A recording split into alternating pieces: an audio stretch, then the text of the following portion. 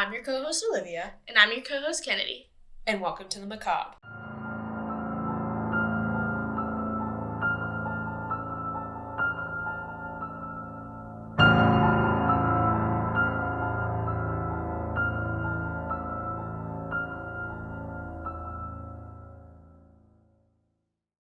Okay, so I decided instead of doing a serial killer or like a really sad unsolved murder, I decided to do a survivor tale because we deserve to be happy in this life.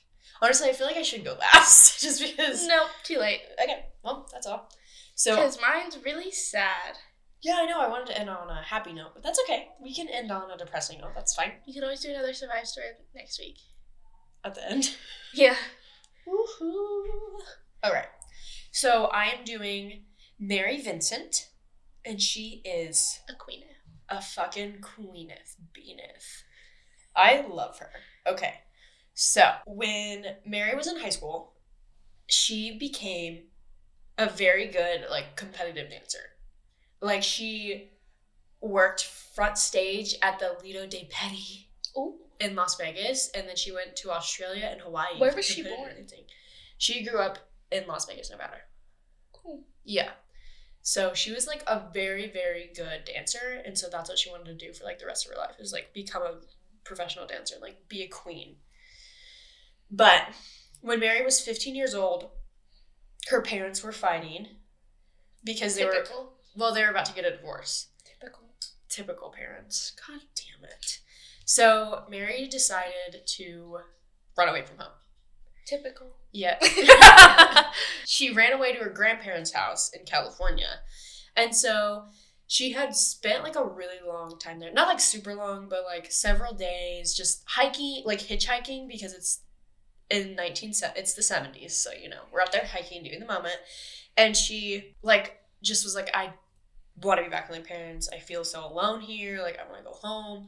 So, on September 29th, 1978, she was on the road in Modesto, California.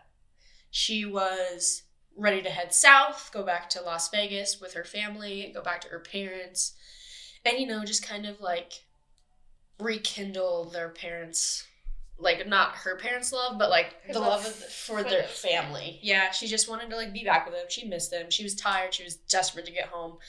And so the same road that she was on, she was in front of two other hitchhikers that had, so, like, she said that she had a sign that said going south. And so hitchhikers would have signs that basically said, like, this is where I want to go.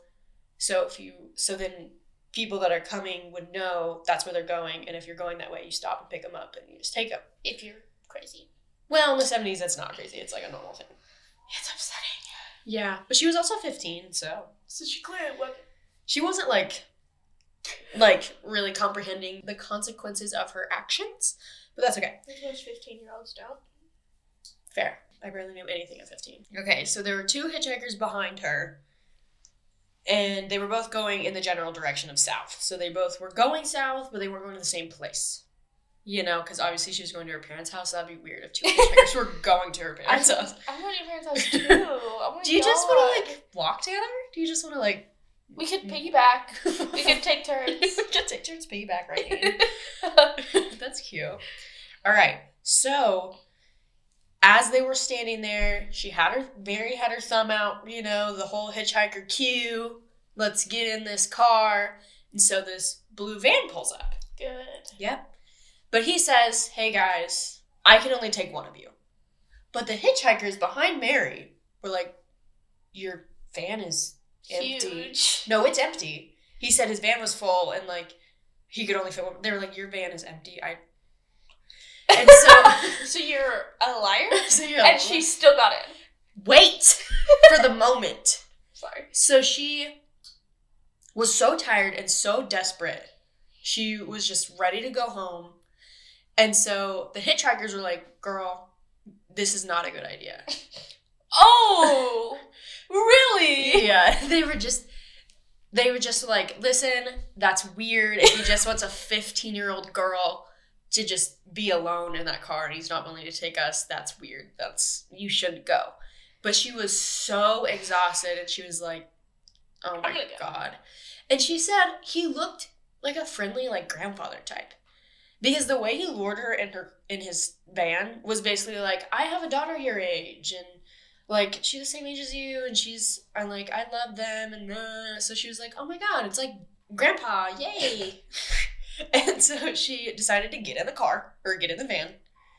Not her best decision she's made, but that's okay. So she was like, he looks kind and it's fine. So Mary, being a 15-year-old, decided, let's take a nap.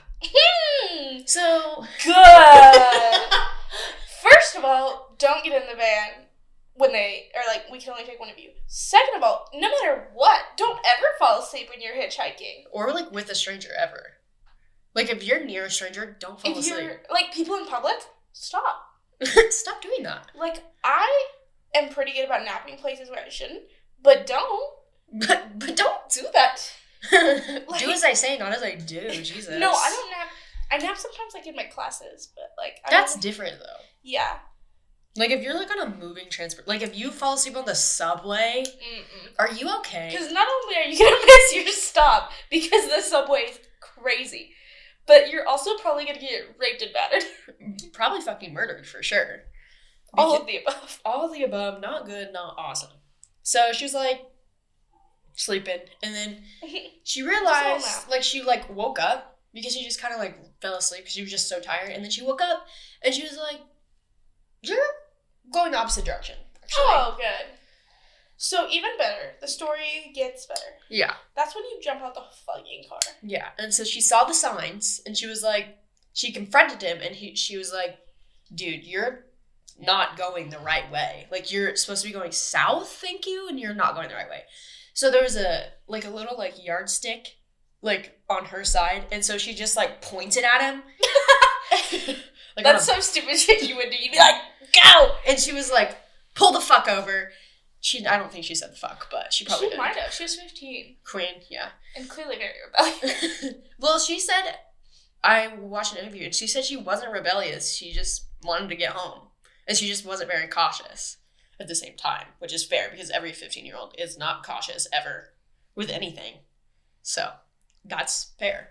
So, she pointed the stick at him and demanded he turn around. And he was like, whoa, like, this was an honest mistake. Like, I just am really bad at directions. He was like, I'm a good person. I just honestly just, like, it was just a mistake, my guy. Like, sorry.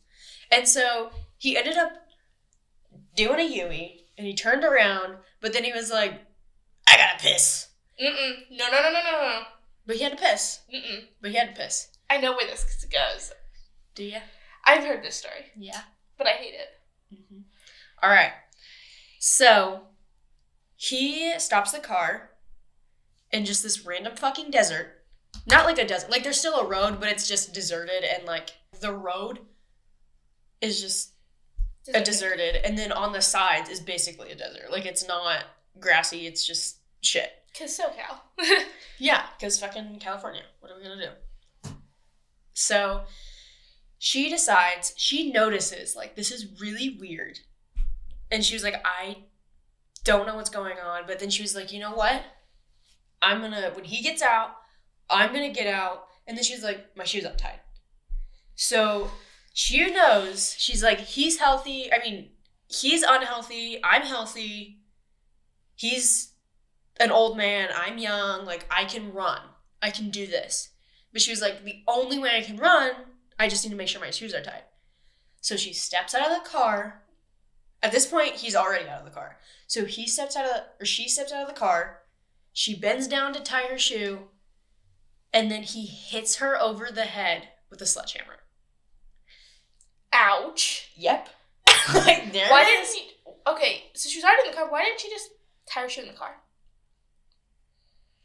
Because she also wanted to, like, stretch her legs. And she was like, maybe this isn't weird, so I'm going to stretch my legs and get out. But she, like, the alarm bells were off. She was just like, I need to get ready to, like, book it if he's just really weird.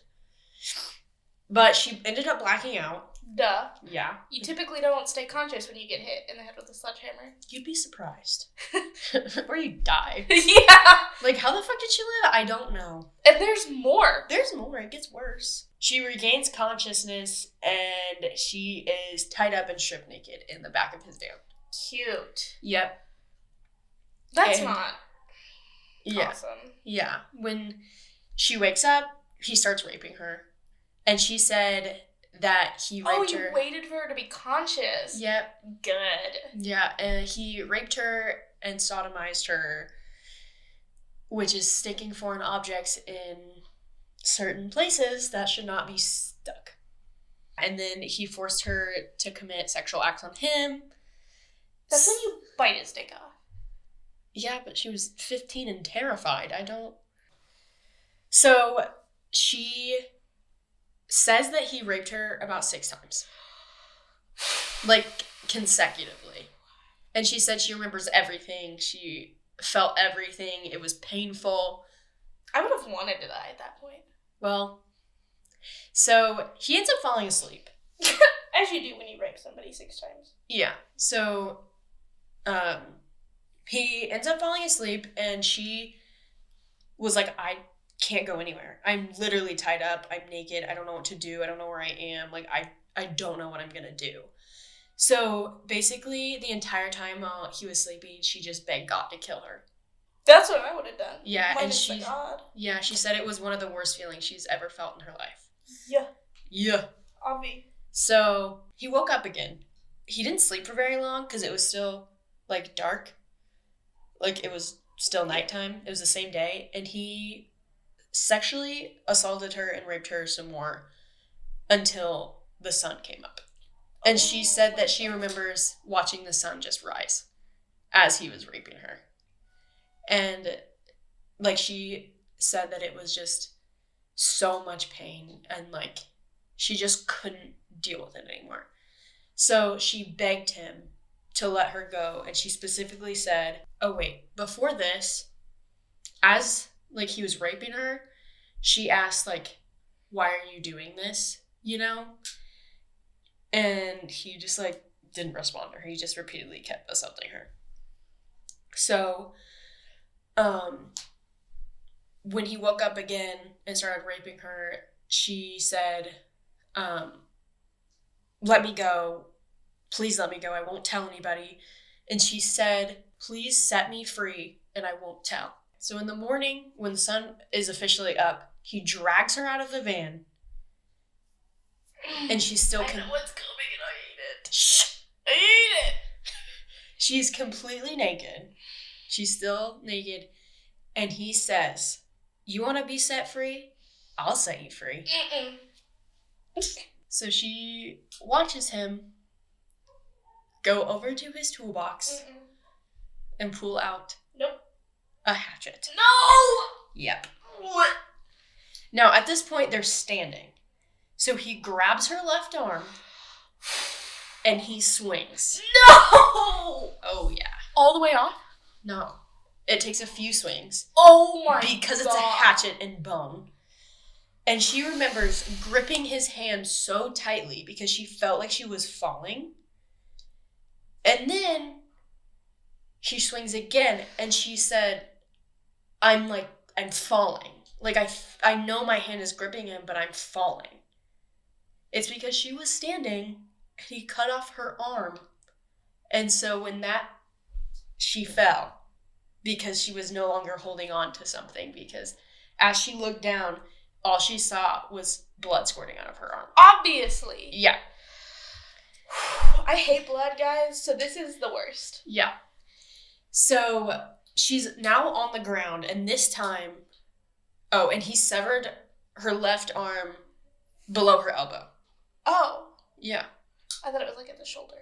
No, both of her arms were not at the shoulder. It was below her elbow, so it was like about right to like her forearm, basically. Yeah, still not awesome. Still don't love it. So he cut her left arm off. Yep, and she's on the ground this time. And he starts coming towards her. And he takes the hatchet, and she is kicking, and she is screaming, and she is begging for help, because she's like, hopefully someone will hear me. Hopefully someone will know that I'm out here, even though it's literally in the middle of nowhere and I'm never gonna survive this. So he starts hacking at her arm. The other one. The right one. And because she's kicking and screaming, he has to do this several times to get her arm completely off. So she's laying on the ground, bleeding out, and she looks up at him. Her left and right arm are both gone, and she sees him flicking his arm and freaking out. And she's like, that's really weird. Why is he flicking his arm? Like, what is going on? She looks down. Her left hand is still attached to his arm. That's awesome. Yeah. He is flicking that shit, trying to get it off, and it's like gripped on his hand. And it's just her fucking hand and arm. That's awesome. It's like, I think that's hilarious, and he deserves every minute of that. Because, like, when you lose an appendage, it, like... Yeah. It's like... It's basically, solid. like... It's, like, ends up being, like, rigor mortis, basically. So... She is... That's awesome. I hope it's still attached to him to this day. It's actually not, so that's really tough. I wish it was, though. So she was laying there, and she was not moving. So she assumed that her attacker thought she was dead. And so you know what he did? He raped her again? No. Oh. But, like, that wouldn't surprise me. Me neither. But no, he pushed her down a 30-foot cliff. Oh, I knew that too. I just forgot about it. And then shoved her in a drainage pipe. Yeah. Yep. So she was laying there, like, in the pipe, and she was like, I don't know if he's gonna come back down here. I don't know if he drove off. I don't know what's going on. So she stayed there for a little bit, and then she was like, okay, let's do this. I'm gonna get out. I'm gonna be fine. It's gonna be okay. So, because all she wanted to do was, like, fall asleep. Like, she felt herself falling asleep because she was losing so much blood. Don't ever, like, don't fall asleep, like, if you're losing blood. Because you're gonna die. Yeah. But she said that Pro tip. Just in case, guys, you're ever in this situation, don't fucking fall asleep if you're bleeding out. Thanks, Kennedy. Wise words. Pro tip of the day. Life hack. So, she said she heard this voice telling her, you need to get up. You cannot fall asleep right now. Like, you can't. It was me. It was you? You were there? You were hovering above her? No, I just... Just an angel? I just, like, transferred my consciousness. I was like, don't fall asleep. That's bad, my guy. You weren't alive back then. That's why it was my consciousness. 1978, babe. Yeah, but my eggie was there. Your egg? In my mother. That's weird. A woman is born with all the eggs she will ever have, so I was there. I was around in the 70s. I was just chilling. So I transferred my consciousness to Mary Vincent. It's like, don't fall asleep, my guy. No. Bad move. I think she actually heard her own subconscious because she said she felt it in her body and her soul. And she was like, I have to do this. Because she said... I'm just really convincing. Shut the fuck up. You're so annoying. No, but she said she heard it, like a voice telling her, get up, fight, because he's gonna do this to somebody else if she doesn't survive. So, this fucking bad fucking bitch, her body's in shock already, of course, because of the blood loss. Because she's lost both her arms. But she ends up getting out and getting up, and she packs her arm with dirt. Mm-mm. And it creates this mud. No. Yes. Gross. And it keeps her from bleeding out, basically. It's just to help. And she, like, as a 15-year-old... I would not have thought of that. I would just fucking lay there. I would have not have thought of that now. I would have... Me neither. I would have gone to sleep. And I've been like... I'm kind of tired. Like, I'm kind of tired. I'm going to bed. Singing of the day from Olivia. Thank you. So, she was really, really cold, tired, decided to get up. And then this bitch climbs up a 30-foot cliff. I couldn't do that with my appendages. Me neither. But it took her hours. Well, yeah. And hours. But by the time she got up there, it was nighttime. She said she wouldn't have been able to see anything if it weren't for the moon and the stars. Jesus. So he had done this early in the morning when the sun had come up. So she had been climbing this fucking hill For like 12 hours. for so many fucking hours. Jeez. So she was holding her limbs up like this, like up in the air, but not good. And she was still naked and she was covered in blood and dirt. At that point, the naked thing is the least of my concerns. Well, it's just chilly. It is cold. Chilly Billy. But... Because it's in September. Oh. I said that. You just don't listen. No, it just seemed unimportant at the time. Well, it's cold. Chilly Willy. So, she's holding up her arms so that muscle and blood would not fall out. I'm gonna vomit right now. Because that physically, like, gave me, like, an ick. Oh, yeah. You know I hate blood. I know, but that's tough. That's what this is, baby girl. So, it was actually starting to get daylight again. Oh, good. Because she said she heard when she got up out of the fucking 30-foot cliff ditch, she heard traffic. And she was like, there's definitely like a freeway or a highway or something, like an active one. So she was walking miles with her arms up in the air and fucking naked and covered in blood. Could you imagine? No! No. I can't imagine being in her situation, but can you imagine being No, I know driving exactly on the what highway you're talking at about. 6 a.m. or something and seeing that fucking monstrosity walking towards you? No, I agree. That's what I mean. I would have called 911, but I would not have stopped. Oh, no. I will be 100% honest with you. Absolutely. Because I would have been zero help. I would have passed out. I would have vomited, passed out, and then probably also died. Yeah. Like, I'll call 911, but I'm pretty sure you're Satan incarnate. I'm going to call 911, but it's going to be for both of us. It's going to be a double ambulance line. Oh, double ambulance wide? Yeah. All right, so as daylight starts coming up, she notices this red fucking Corvette, whatever. 2 men were in it. And they saw her. Was one of them Prince? Maybe. Little red Corvette. It probably was. I think it had to have been. Prince would never have left, though. I feel like he would have helped. Oh, this guy left. Yeah, he left. Ah, darn. Prince would have just, brought her arms back. Magically. Because he's magic. Prince. He's Prince. There's nothing Prince can't do. Alright, so daylight was coming. The sports car was coming down. 2 men were in it. The top was down. And so they were just like having a fucking morning joyride. And then they see fucking Mary covered in blood and dirt. Arms up. No fucking hands. Naked. Oh my gosh. Terrifying. And so they slowed down for a sec. They saw her sped the fuck away. That's what I would have done. No, she now today says I don't blame them. She said she looked like she came straight out of a fucking horror movie. So she was like, I don't blame them at all. But she was at that time when she was 15 years old, devastated. She was like, oh my god, I'm gonna die here.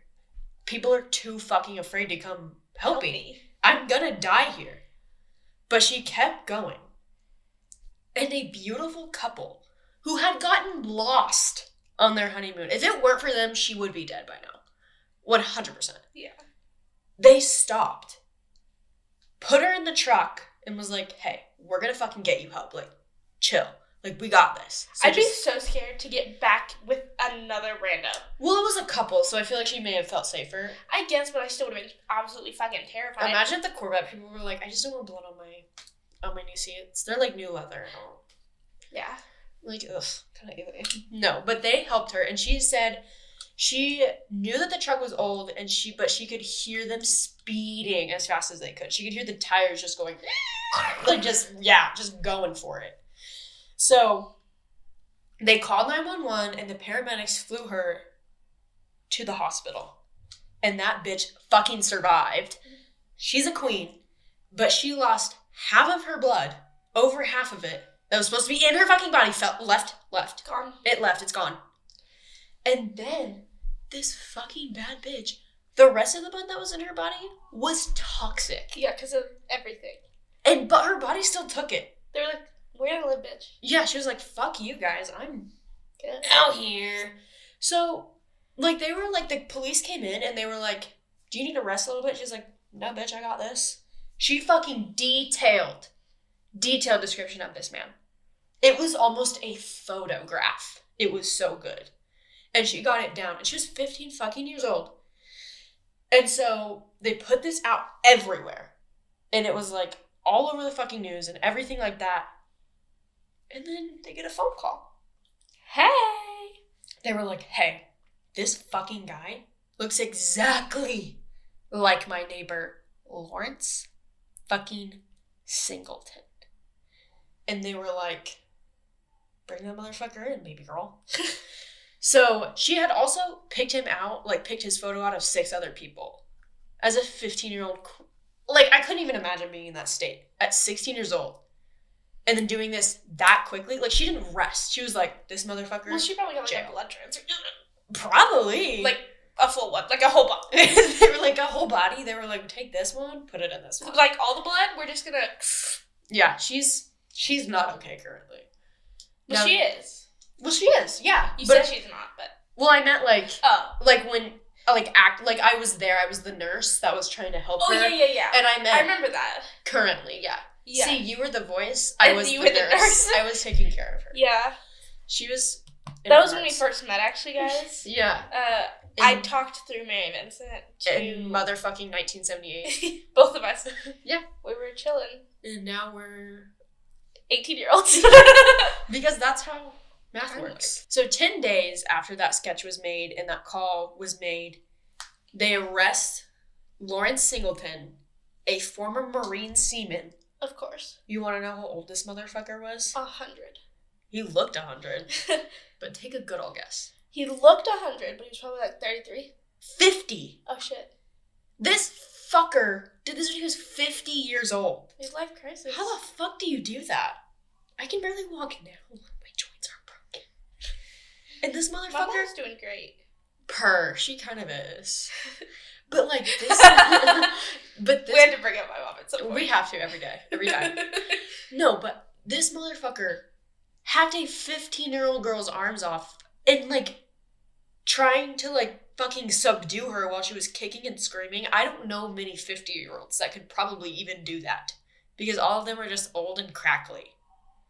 I don't think you know what a 50-year-old looks like. I feel like I do.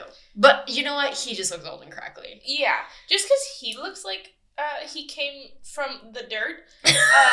Jurassic fucking Park. I don't know a lot of 50-year-olds. I don't think you do. Because my mom is like 57. And she could still kick my ass. I mean, maybe.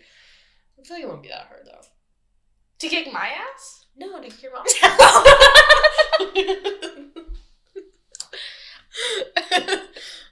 Yeah. Okay, so... Baby girl can hold her own, though, for sure. Just not against me. But he was 50 at the time. And then in 1979, they went to court. And Mary remembers this vividly because when she was in the witness stand, she was only 10 to 15 feet away from him. Ew! Yeah. So you had to look that motherfucker in the eyeballs. I would have taken a gun and shot him. You can't do that. I would have done it anyways. Okay, well, she didn't have fucking fingers. She didn't tell me. I forgot! You forgot? That's like the biggest part of this entire fucking thing. I just didn't want to remember it. Well, you have to. Now... Well, you have to. Now, when who the fuck says that? The prosecution was like, who is the person that did this to you? That she bitch. took... So her prosthetics aren't actually hands, they're hooks. Queen. They're actually fucking amazing. She's like Captain Hook, but with 2 hooks, and it's kind of badass. And so she fucking takes her fucking prosthetic hand, points directly at that motherfucker, and says, it is him. It's him. How long after the crime was the trial? 1 year, because it's... So she's 16? She is, I think, yes, Okay. at this time. And he's 51. Because court takes fucking forever. Like a trial does. You should know. What? You should know. You're a pre-law. But I haven't taken any law classes. Okay, but you should still, like, know stuff. You know what? You're right. I'm actually an expert in psychology, too. I'm fucking stupid. Okay. So she pointed at him. She was just a bad bitch. And Lawrence described her as a $10 whore. And he was like, I was drunk, so. No, you weren't. Yeah, but you know what else he said? The other hitchhikers were also in the van. And there was another guy named Larry, too, because he... Who the hell? Larry the cable guy? Yes. No, but he actually goes by Larry. Lawrence goes by Larry. Oh, yeah. So he was like, there's another guy named Larry there. So, like, if there was any blood or, like, any evidence towards me, it was actually the other Larry and not me. Oh, yeah. So he claimed that he was being framed. Good. He was like, no, I think you're actually lying. I wish they could have gotten those other hitchhikers and been like, he literally told us to go fuck off, actually. Actually, he said, too bad. My bad. Full. Yeah, because I didn't say this in the beginning, but they were all strangers. And they were just two other random hitchhikers. I just want to make that clear. Because... You form a bond, though, on the side of the road. I feel like you would. I feel like that's kind of an awesome bond. I mean, I don't want to find out, but yeah. I kind of do. But as long as they're not weirdos, like creepy weirdos. But like, I would love to form just like a hitchhiker bond with cool hitchhikers. Okay. Who like wear like fucking head. Let's stop because you're gonna get murdered. Probably. Because you would not survive. Well, it's really funny because every time there's like somebody on the side of the road, I look at my dad and I'm like, oh my god, let's pick him up. And my dad goes, no. That's not funny. It's hilarious. No, I'm like, but he's really nice, probably. Oh, my favorite is whenever you go through like Ellsworth and they have the no hitchhiker sign. I was like, darn. Dang, I was gonna pick one up. Not even the ones in the pretty orange jumpsuit. The orange? The orange? I always make that joke whenever I go through Ellsworth and Larned because it's my favorite. Because orange? Orange. I love that they have a max security prison in fucking Ellsworth. That's terrifying to me. There are murderers in that bitch. Yeah. Murderers. You know the best part? What? Some of my friends are in there? It's their dads. Murderers? I don't know that it's murderers. But they're just in their prison. But then they're in the max security prison. Jesus Christ, that's tough. Yeah, they're like, oh my god, I have a friend who this is getting cut out, but because I hate this bitch. Why should we leave it in? Anyways, we were going to the Salt Museum in Hutch. And what's the prison that's outside of Hutch? I don't know. Okay, well, it's another, like, not max security, but it's pretty high clearance. Sure, yeah. And she's like, I need to go see my dad sometime soon. I'm like, oh, where does he live? And she's like, in there. That's hilarious. That's not funny, but that's funny. I was like, oh. And then a couple years later, she goes, my dad got out. Awesome! I was like, good, I'm gonna go. Like, but what did he do? You should have found out before you left. Like, was he a hitman or like tax fraud type shit? I don't know. I think it was drug deals. Oh, that's different. That's somewhere. Like bad drug deals. Like he laced it. Oh, he deserves to stay in there forever. It's okay. She's a piece of shit too. They're both in prison now. I hope. No, she's not. I wish she was. Moving on. So, he claimed that he was framed. That's not fucking true. He's a motherfucking liar. But later he also said the reason he cut off her hands was to remove the ID, even though there's dental records and missing person reports. DNA. Facial recognition. Like, I don't know what Fingerprints are like a last resort. I know. Taupe. I wonder if taupe runs are a thing. They are. Tongue prints too. That's a thing. Everybody has a different tongue print. I believe you. I find that weird because, like, when you do your thumbprint, it's just like a stampy, and then it's like on the paper. And then you do your fucking toesies, your little toesy boys, you gotta stick. Yeah. Also, if she had like birthmarks or tattoos. Oh, she did. She does have a mole on her face. Yeah. And it's. Or like, I have a fuck ton of piercings. Yeah. Like, I would just have holes. Like, even if you took the jewelry out. Yeah. And you have a tattoo. I have a tattoo, so but my arm would be gone, so he got that one. Oh, fuck. You're right. Well, actually, I think he just shook the arms off and, like, I don't know if he took them with him or if he, like... He's like, these are mine now. Well, one was very attached to his arm, so, like... It's true. He probably had to, like, drive with that bitch off to get it off. He's like, God, fuck. And he's just, like, driving, steering. It is what it is. But yeah, like, I feel like if he was trying to do the identification thing, he did it very poorly. Because, like, no one even really cares about fingerprints anymore because you can burn those bitches off. My grandpa does not have fingerprints.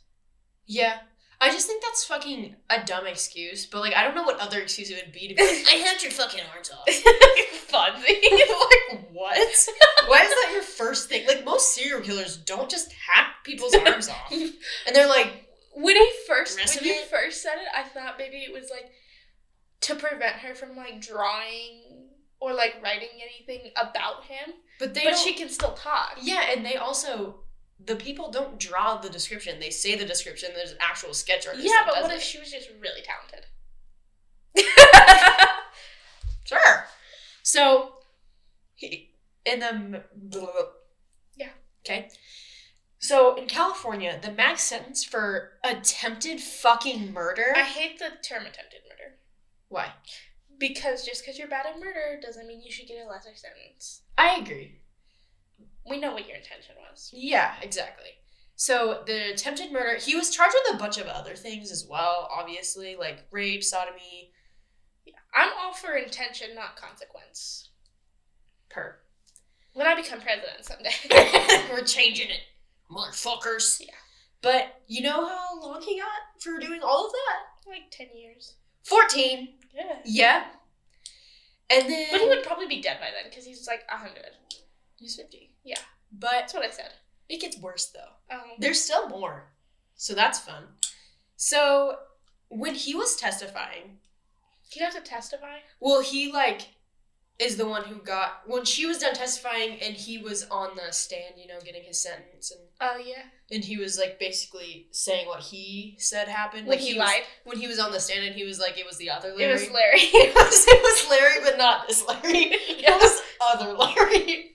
It was Larry's favorite That's guy. the stupidest thing I think I've ever heard. They were like, this DNA match is Larry. But there's another fucking Larry. You're never gonna believe this shit.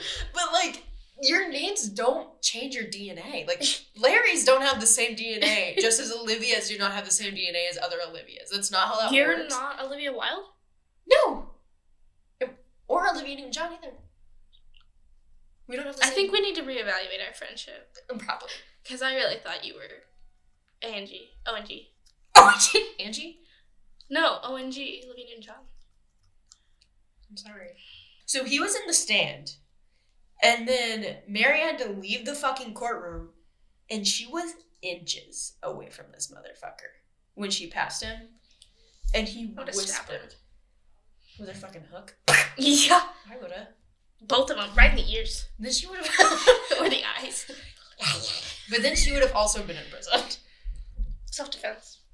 Post-self. Post-self. Fair. That's fair. You know what? Every person... You get a free pass if that fucking shit happens to you, dog. Yeah, if you're, like, a victim of violence or anything, you get a free pass at your attacker. Yeah. You get a free fucking pass. We'll get a WWE ring for you, bitches. You get a free pass. Doesn't matter. You're another thing for when I become president. Yeah. But they don't get to fight back, though. No, they're restricted. They're, like, tied up. They get to stay there. Just like how she was. Whatever happens to you, you must undo to others. So she would get to hack his arms off, like an eye for an eye type beat. Yeah, I think she would get to hack his arms off. So, like, rapists, like, should be somebody's bitch in prison. Yeah. Yeah. It's very Kantian.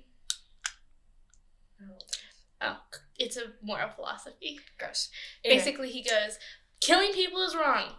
Unless they killed first. Then you can kill them. And I was like, king.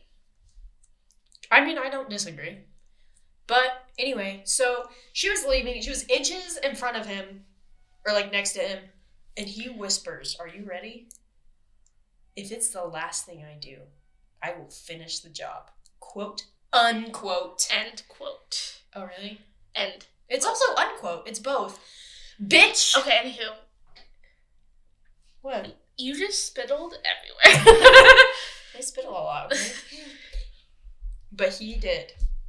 He said, like, a piece of garbage trash. And she said, come at me, bitch. I've got hooks. Free. No.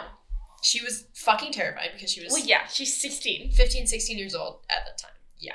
Because I don't know when her birthday birthday was. Well, you said it was a full year later. I don't know if it was a full year, because it was 78 and then 79, so it could have been a few months and then into it. Doubtful. Well, it was September.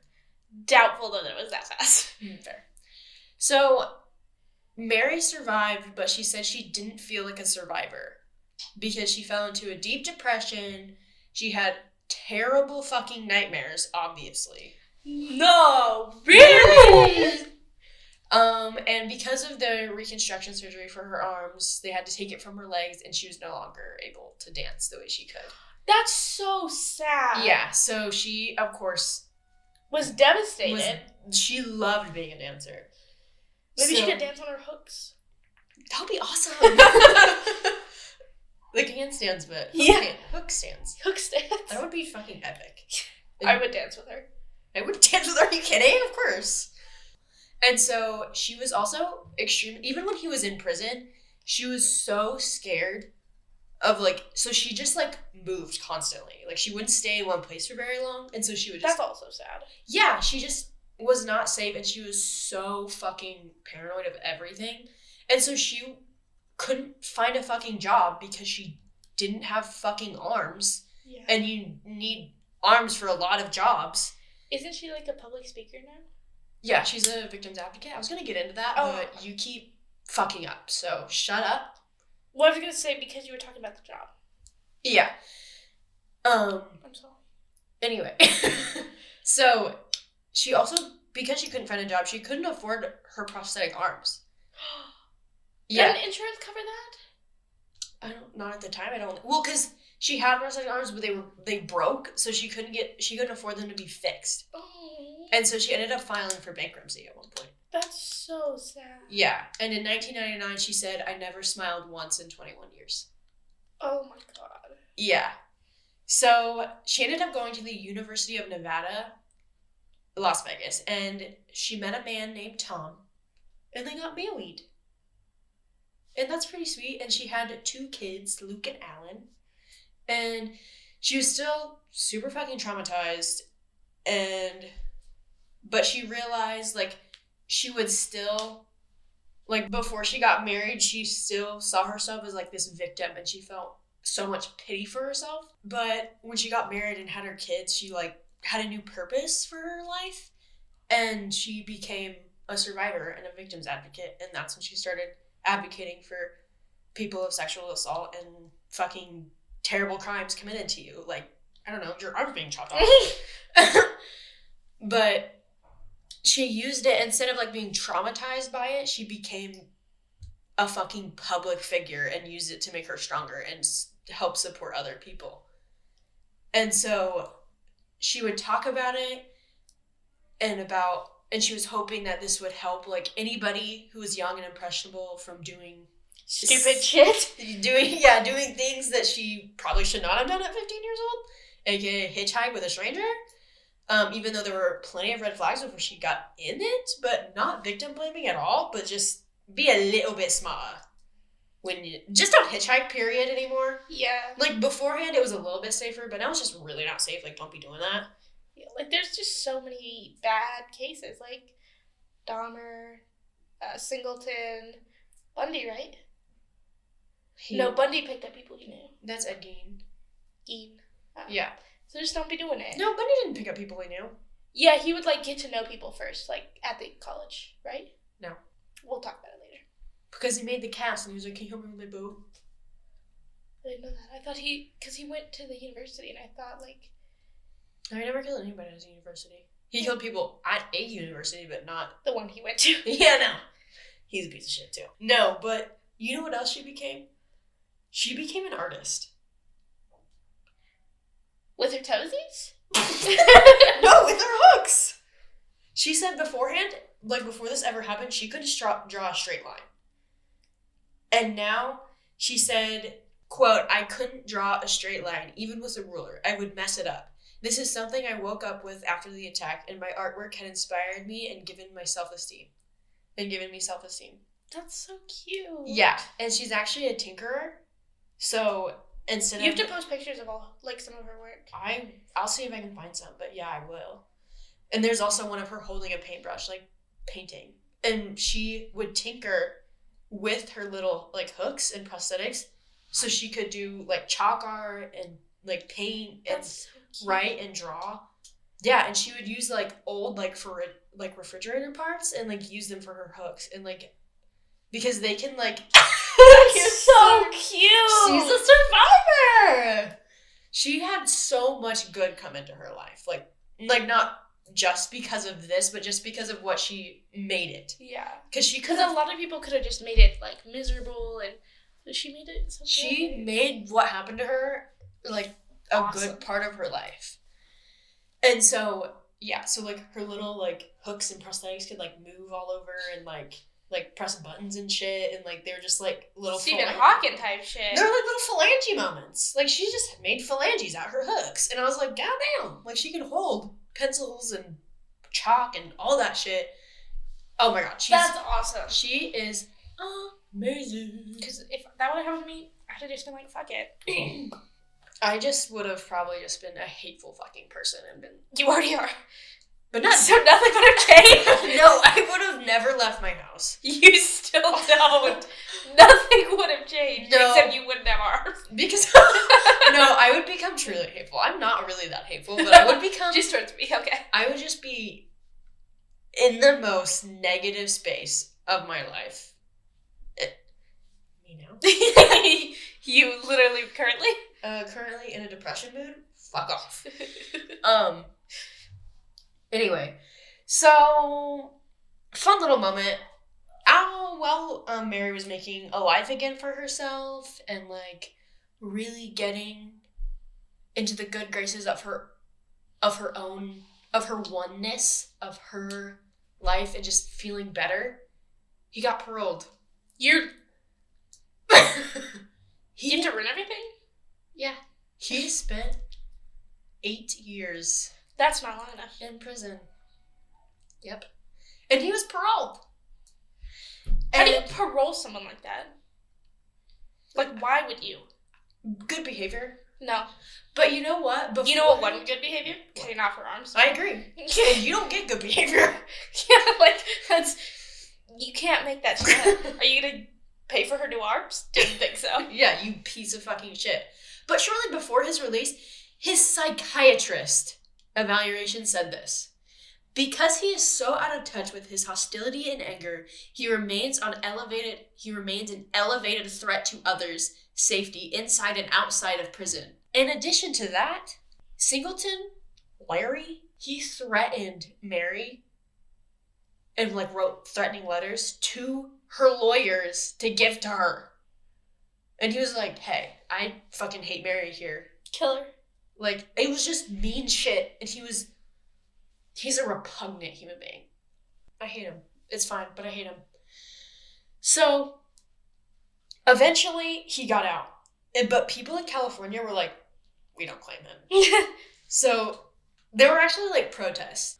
People wrote signs, and one of them was Drop Dead Larry. And that was mine. Yeah, and mine was Get the Maniac Out. Because they did not want him here. So they set up a mobile home for him by the prison, and he had to stay there for the rest of his parole. But then after that, again, California was like, no. Stop. I don't want it. But you know what? Even his own daughter did not want him out of prison. Yeah. But guess what he did? He abused the daughter and also her mother. No, really? No, but while she was also pregnant, the mother told the daughter that she was surprised she wasn't born with complications because of how bad he beat her. Oh my god. Yeah, so she literally called the people, like the police, and were like, hey, can you, like, is there any way you could just keep him in prison? No, but she called the police, is like, hey, he doesn't need to be out. He's dangerous. She literally told them the story I just told you, that he was abusive and literally beat her, like, his fucking wife while she was pregnant. And they were like, good behavior, though. Good behavior. But he's been really... I just don't know what you guys were talking about, because he's been really good in here. He hasn't cut off anybody's arms, so... He's actually just, like, a good boy. He's real good boy. He's been a good boy. For 8 whole years, he's been a good boy. So we're gonna let him out, I think. So, yeah, so he was born and raised in Florida, and he had several siblings there. And so when he moved to Florida, he decided to move to Florida, and he had to, of course, register as a convicted felon. No, actually, he was fine. They're like, he got off scot-free. Yeah, he's like, you're free. Acquitted. Nah, you're done. No. But it wasn't very good there either, because there were also protesters and rioters there. You know that's bad when even Florida doesn't want you. Because Florida's crazy. They threw fire bombs at the house. That's very Florida. Yeah. Like, I have a friend from Florida, and she's like, yeah. Yeah, agreed. So, like, he moved in with his brother. And then, you know, of course, rioters came to the house because they found out where he fucking lived. And then the brother was like, you can't fucking stay here anymore. You are creating chaos.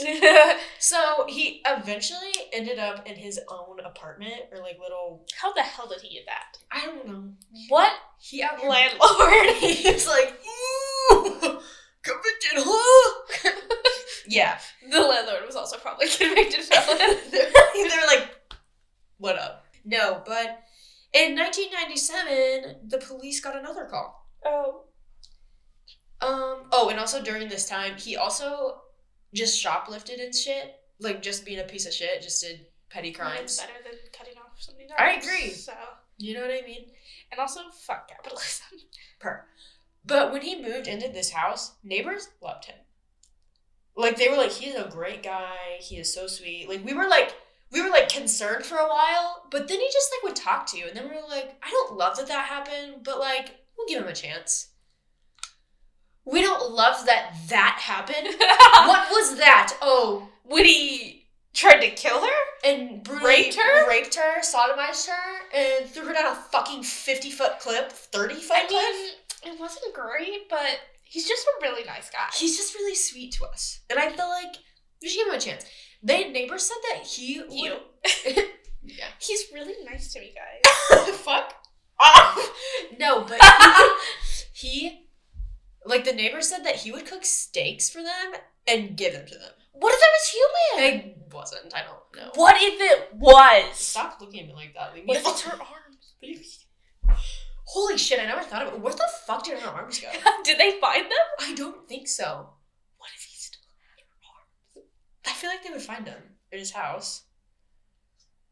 Where is her arms? I don't know. Maybe vultures? Because it was several days before she actually got help. So, I don't know. Well, because, like, the one was still attached to him. Well, he definitely got it off. I don't think it'd be that soon to pry off. Where are her arms? I don't know. Anyway, so there was a guy coming to, like, fix a paint job in the apartment. And so he got a call. The police got a call from this painter guy. And they were like, hey, bad news. Listen, there's this guy, and he's, like, fully naked right now. What? And, like, I can hear bones crushing, and it sounds like chicken bones, like, breaking, kind of. I hope, but I don't think it is. But he's also, it looks like he's doing, like, a stabbing motion. Like, he's going, like... Do we have this call? Up and down? Because I need this in my life. I want to hear what this guy sounded like. Because if that's what he said, he's going to be the dumbest motherfucker alive. It sounded like bones crushing, but he's also, like, doing a little stab. No, he did say bones crushing, like chicken bones breaking. That's, quote, what he said. He's got to be stupid. He might be, I don't know. But he was confused. He was like, the fuck? So the cops came down, and they found... online. Her arms. They saw a 31-year-old mother of 3 named Roxanne Hayes, who was a sex worker, laying lifeless on fucking Larry Singleton's sofa. He had aggressively stabbed her several times, broken several of her bones. Probably raped her if he was naked. Probably. He said that he agreed to pay her $20 for sex and then ended up stabbing her with a boning knife.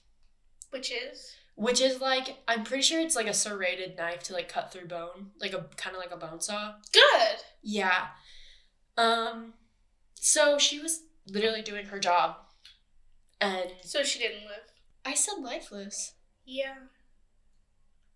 I said lifeless. Did you not? No, I just was hoping maybe she lived. So maybe lifeless meant the opposite of what I said. Maybe it meant full of life.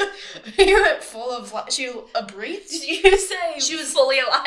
Did you say thriving? Life full? Life full? Full? No, she did die. And then, of course, the news came back to go to Mary. Mary heard about this shit. And she was probably like, yeah, what do you think now, dumb motherfucker? Yeah, she was pissed. And she fucking testified again. Oh my god. Yeah. I could not imagine reliving that many years later. No, she's also had plenty of interviews too. Like when she got married. I could not relive that many times. Well, when she got married, she only allowed 3 reporters into her wedding because of course it's like a really big thing that the survivor is getting married. And they made them sign a contract that said they wouldn't say her maiden name or where they were living at the time because she had lived somewhere for 3 years at this time, like in one place finally. So she was very keen on like her privacy, and so the Florida like court system basically paid for her flight to come down and flew her down to the court and fucking testified again. Now, she testified, she went down there and she was like, this motherfucker is staying in goddamn prison. If it's the last motherfucking thing I do, I swear to God. Like, so she went down there, she testified. She said, quote, I was raped. I had my arms cut off. As you can see. He used a hatchet. He left me to die. And of course, the courtroom was like, Jesus. Fucking horrified by that. They thought it was a casual Tuesday. And to this day, she never called him Lawrence. She always called him my attacker. Good. Yeah, she will never say his name because he doesn't fucking deserve it. But this testimony, Lawrence got fucking the motherfucking death penalty. Did he ever get put to death? Or is he just on death row? Well, he was on death row and he died in 2001 of cancer. Good. But the I heard thing it was is, painful. Me fucking too. I was listening to his podcast about this, and one of them said, I hope he dies of penis cancer. I was like, yeah. Me too. That motherfucker. Or arm cancer. Ironic, huh? Yeah. I hope one of his arms falls off. Yeah. But Mary, when she found out he died, she said she felt no relief and that she was robbed of the opportunity to look him in the eyes and ask him why. That's sad. She wanted to understand, of course, why he did that.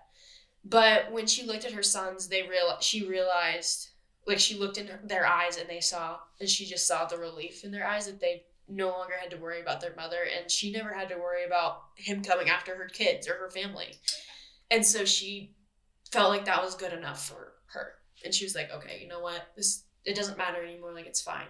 So today, she is living in Gig Harbor, Washington, and she has 2 sons, of course, and a parrot, a couple of dogs, a tank of fish, and a boyfriend, Kirk Wright.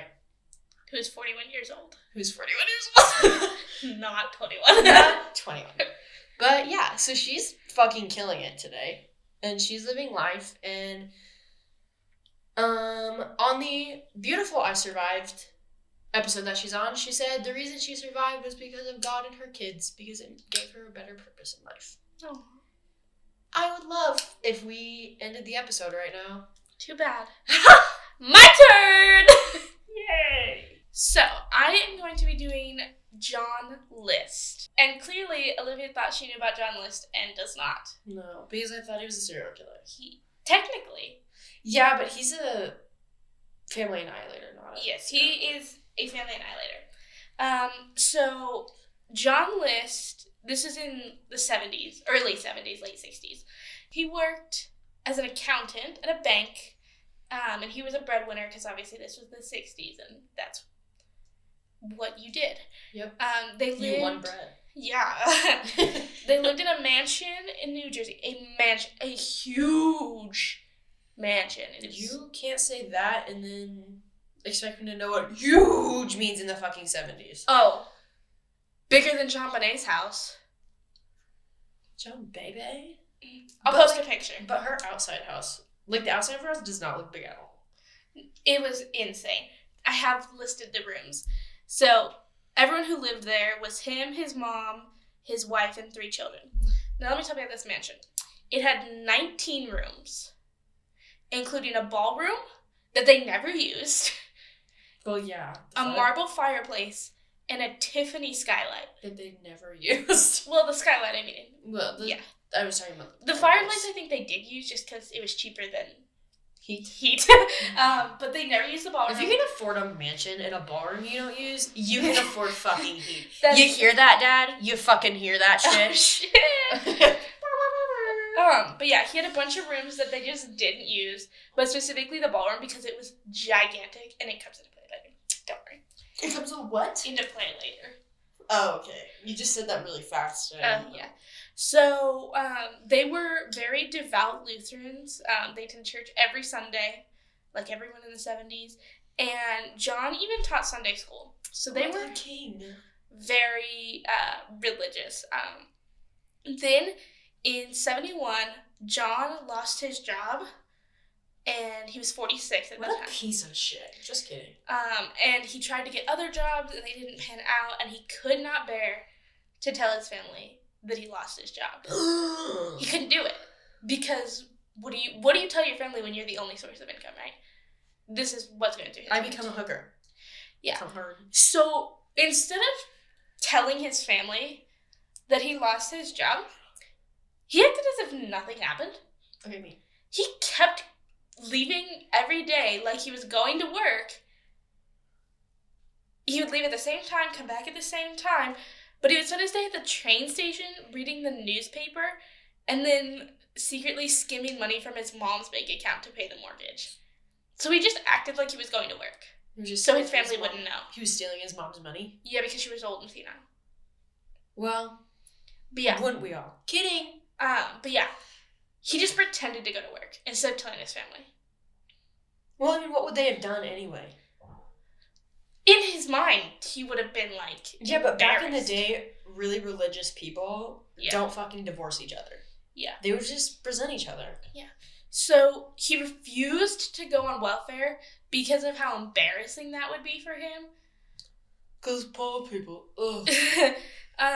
Because it would entail excruciating embarrassment in the community and violate the principles of self-sufficiency that he learned at his father's knee. Also known as, he was beat as a kid because he wasn't self-sufficient enough, and now he refuses to tell his family he lost his job. So he was so distraught. Poor baby. About not having this job. I fucking hate the patriarchy. That he was just so devastated that he lost his job. And he later said, like, he only saw 2 choices. And that was go on welfare, God forbid, or kill his family. Well, the second I get the second option. It just makes sense. Because, like, you know, like, natural selection, but, like, the father is a natural selection. Yeah. So, he obviously picked the second one. Because, really? God forbid you go on welfare. Like, personally, I would probably pick second, too. So, we don't have a date, and I'll get to why later. But one day in late 1971, that's as much information as we have. Okay. John List killed his wife, killed his whole family. Helen, Patricia, his daughter, who was 16, John, who was 15, Frederick, who was 13, and his mother, Alma, who was 85. I love the name Alma. I don't know why. It's just, like, the sweetest name on planet Earth. Well, she's dead. What? A lot of people are dead. Fucking Kennedy. Jesus. Okay. So, he killed his whole family. And it was very methodical and thought out, like, this whole process. I'm afraid of that. Oh, don't worry. Oh, good. I'm going to tell you about it. No, I don't want it. So, Helen, his wife, was first. So, John was like, okay, bye, kiddos. See you after school. I forgot school was in the 70s. Yeah. I don't know why. And then he went to the kitchen and shot her as she sipped her morning coffee. That's like my favorite part of the goddamn day.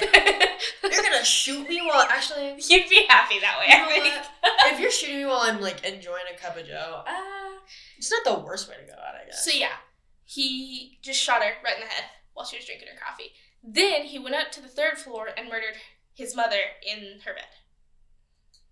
Like with the shotgun or like stabby? No, he shot him. Yeah. Then he killed Patricia when she came back from school. How old was she? Patricia was 16, sorry. Patricia was 16, so she came home from school, dead. Then Frederick, who was 13,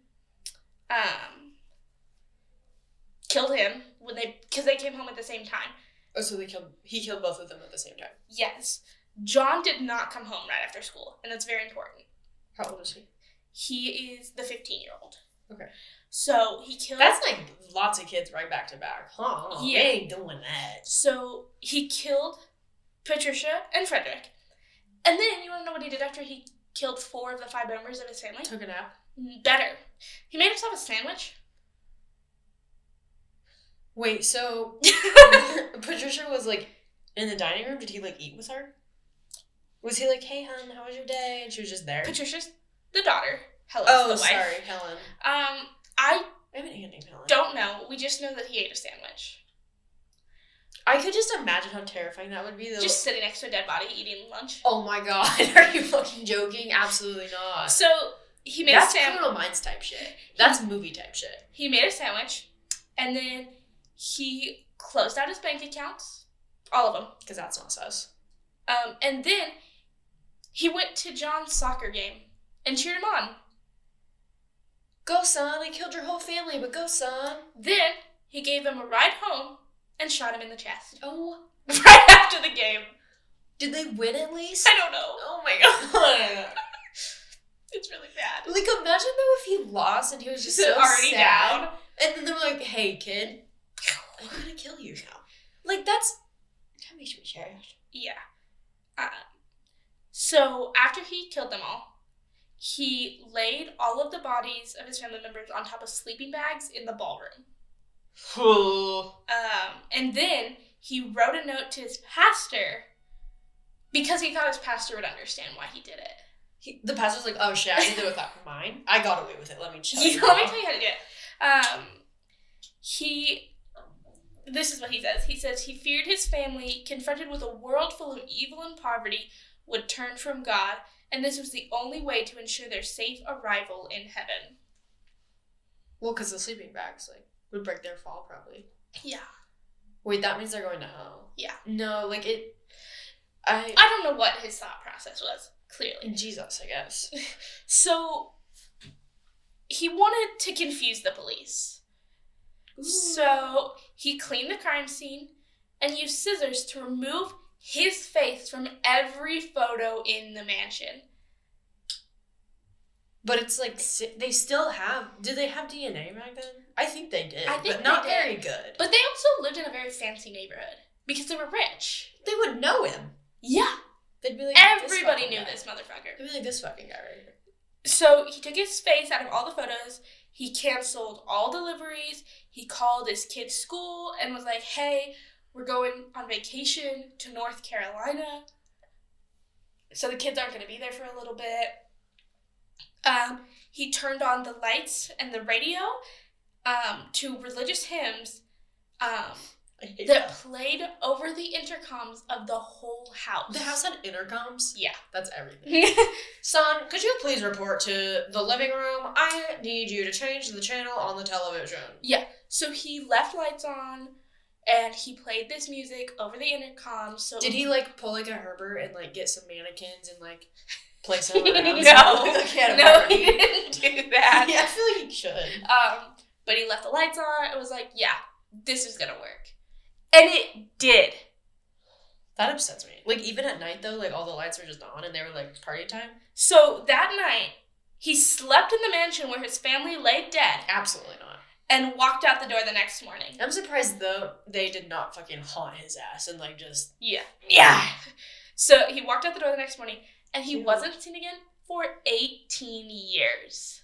Holy shit! That's crazy. Which I'll get into, but I want to talk about the house first. So a month passed. Yeah. Before the neighbors were curious about why all the lights were on, and they didn't see anybody in the windows. And they began to suspect something was weird. Really? Yeah! They were like, it's been a month. All the lights are on. The same music is playing, like, over and over. And I haven't seen anybody in the windows. So it's just weird. Like, I'm freaked out, but, like, I'm just gonna leave it. So the authorities came on December 7th. We assume this was, like, November, I guess. But, like I said, we don't have a date.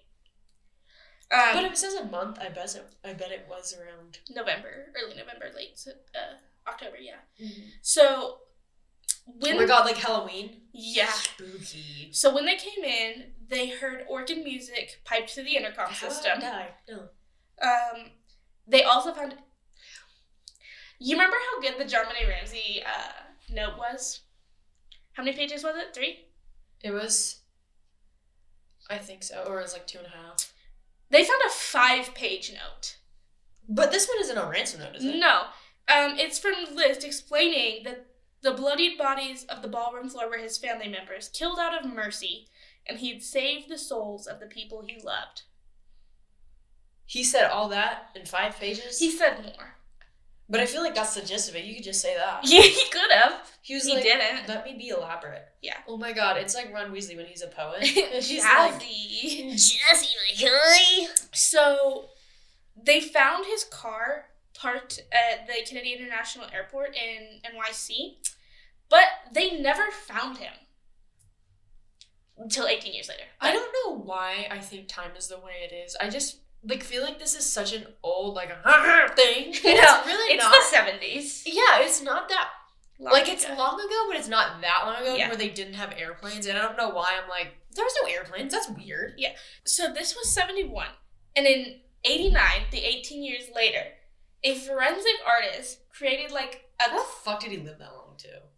He wasn't that old. He was only 41, so he was, like, 60. That's not that old. I know, but, like... Okay.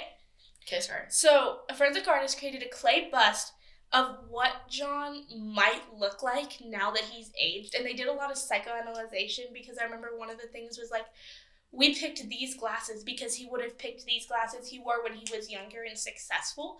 And they were fucking right on the spot. The bust looked so similar.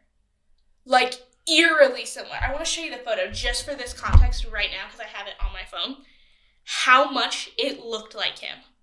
It was spot on. This is the clay bust, and that's him. That's pretty good. Yeah. For back in the day. They fucking killed it. So, this was for an episode of America's Most Wanted, was why they made this bust, and they did a whole story about the List family murder. And 9 days after the America's Most Wanted aired on TV, he was arrested. 9 fucking days. Because somebody saw that and was like, dog. Yeah, no. So, a tip came from a woman in Richmond, Virginia, who thought her next-door neighbor, Robert Clark, bore a striking resemblance to the bust. And the lady said that her neighbor was also an accountant and attended church. So... he really, should have switched He really should have tried better. I am a Buddhist, and I work as a janitor, and I have no correlation to this man's None. And so they called his wife. They called the house, and his wife answered. He remarried. So I know, I thought you meant his dead wife for a second. I was like, no, sorry. She was like, hello, this is Helen. No. New wife answered, and they go, is your husband John List? And she goes, no. They watched the episode of America's Most Wanted together. And she just had no idea. She had no idea. She watched that. She was with her husband for how long? 18 years! He got married, right after? No, but, approximately. They met pretty soon after. And she was like, They watched it together. And he was freaking out, obviously. And so he was arrested on June 1st of 89, 9 days after America's Most Wanted. What a fucking stupid idiot. Yeah. So, that just blows my mind. That they watched that together. And the wife later said, she's like, I thought maybe it looked like him, but I thought that there was no way. I mean, I kind of get that, but also, like, come on. Yeah. What the fuck did he tell you? And you're like, in the past, and you're like, yeah, I believe that. You're like, yeah, I'm good. So this trial in 1990, the defense lawyers were like, actually, John had PTSD because he was in World War II and he went to Korea. So that's why he did it. And then expert psychologists were actually like, nah, my man was having a midlife crisis. And even if he had PTSD, you don't kill your family. You could. Yeah, but they were like, no, he did not have PTSD. They were basically like, you guys are stupid. Are you 100% sure? Yeah. So they obviously found him guilty and sentenced him to 5 life terms. Which is good, because that's fair. Which is lots, yeah. Yeah. 5 life terms is 500 years. Yeah. Well, and that's how many people he killed, so that's good. That's fair. Later, he said he didn't kill himself because he felt like that would prevent him from getting to heaven. Well, yeah, because murdering your entire family, No. God's like, you know what, June? I get it. The life sentence, I mean, the life insurance shit, like, I fucking get it, dog. Did he get life insurance from that? No. Why the fuck did he kill his family then? He was stressed. You're kidding. He did not do it for money. I'm gonna get to, the best part of this is at the end, okay? Oh my god. So, he also just wanted to reunite with his family in the afterlife, where he believed there'd be no pain or suffering, he said. For him, I hope there's so much pain and suffering. So, he claims that he killed his family because they were under crushing debt from the house and medical expenses. So, after, like, all this had happened... You know what, though? He could have just fucking disappeared just like he did. Yeah. He didn't have to kill his entire family. So, after John ran away, the List House burned down. And they don't know why. They do not know the cause of the fire. Did they think it was a wire, or did they have, like, a guess that it may have been, like, gasoline or something? They have no clue what the cause of this fire was. Well, that's good. It's very spontaneous. Spontaneous combustion. And when the house burned down, you remember that Tiffany skylight I mentioned earlier? Yeah. When the house burned down, they found out that Tiffany skylight was worth enough to make up for any of their financial strains and more. Just the skylight alone was worth so much money. What, like the glass? It was a stained glass skylight window. He could have solved all his problems with this stained glass window. He literally just could have sold his fucking house. Yeah. Yeah, he probably could have.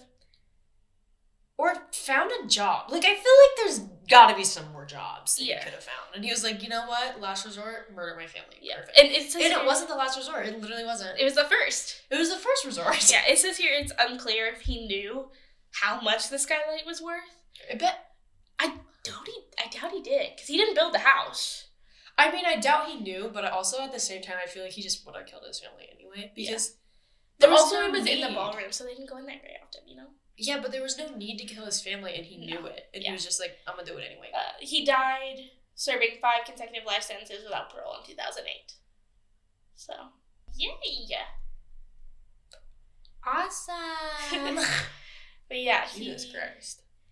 He was really stupid. Men are the worst. I repeat that for everybody in the fucking back. Yeah. Because you notice how, like, most of our murders don't revolve around women. Well, we're not going to talk about Eileen Warnes, but... She's, like, one of the few, though. I know, but she's bonkers. She's bonkers, but I'm not saying she, like, should have killed those people, but, like, some of them were, like, her rapists, and she did it in self-defense, so, like, there's that, I guess. And she did kill innocent men, but she just killed men. depends on. Yeah. I'm just kidding, guys. God, stop. So yeah. Job list. Very smart man, clearly. Fucking Jesus Christ. I can't deal with anybody's Yeah, so we always end on such a happy note, you guys. Yeah. Any final notes? Follow us Instagram and Facebook at podcast.themacabre. You can email us at podcast.themacabre@gmail.com. Email us. We're on YouTube, Apple Music, Spotify, all the podcast places. Yeah. If we're not somewhere, let us know. Because as far as I know, we're in all the places. I think so. Everywhere that you can listen to podcasts. Yeah. All the big ones, at least. All the good ones. All the bossy ones. Subscribe, comment, like the things. I don't know. And if you want to join our Patreon. Yes, Patreon. Also, if you want to email us with something we haven't covered yet. Or if you have a story. Yeah. Or, I don't know. You just, like, want to say, like, what's up? Just, like, hit us up. All right. Other than that. Bye!